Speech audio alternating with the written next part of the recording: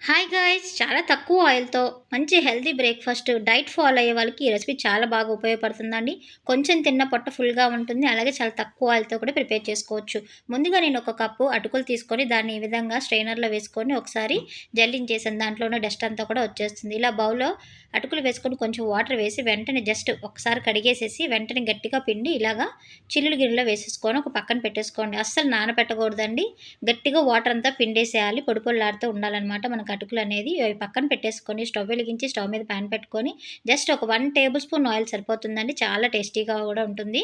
ఇప్పుడు ఆయిల్ వేసుకున్న తర్వాత దాంట్లో హాఫ్ టేబుల్ స్పూన్ ఆవాలు, హాఫ్ టేబుల్ స్పూన్ జీలకర్ర, కొన్ని పల్లీలు, 1 టేబుల్ స్పూన్ మినపప్పు. ఈ పప్పులన్నీ బాగా వేగిన తర్వాత ఒక ఉల్లిపాయి, ఒక పచ్చిమిర్చి కావాలంటే మీరు ఎండుమిర్చి అయినా కూడా యాడ్ చేసుకోవచ్చు. కొంచెం కరివేపాకు కూడా వేసుకొని ఇవంతా బాగా వేగిన తర్వాత హాఫ్ టేబుల్ స్పూన్ పసుపు, కొంచెం సాల్ట్ కూడా వేసుకున్నాను. ఇవి మనకి అటుకులకి బాగా పట్టాలి కాబట్టి కొంచెం పసుపు ఇప్పుడే ఎక్కువ వేసేసుకోవాలండి.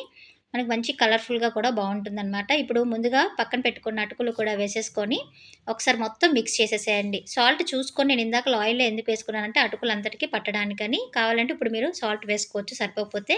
అలాగే మొత్తం కలిపేసుకున్న తర్వాత స్టవ్ ఆఫ్ చేసేసి నేనిక్కడైతే ఒక పూర్తి లెమన్ పిండానండి. మీరు తినే పులుపుని బట్టి నిమ్మకాయ పిండుకోండి. అలాగే కొంచెం కొత్తిమీర కూడా వేసేసి సర్వ్ చేసేసేయండి. చాలా సింపుల్ రెసిపీ అండి. ఎప్పుడైనా ఇంట్లో ఏం చేయాలా అని టిఫిన్ ఆలోచించినప్పుడు ఈ రెసిపీ ఒకసారి ట్రై చేసి చూడండి. నచ్చితే గనక లైక్ చేయండి, షేర్ చేయండి, సబ్స్క్రైబ్ చేసుకోండి. Thank you for watching.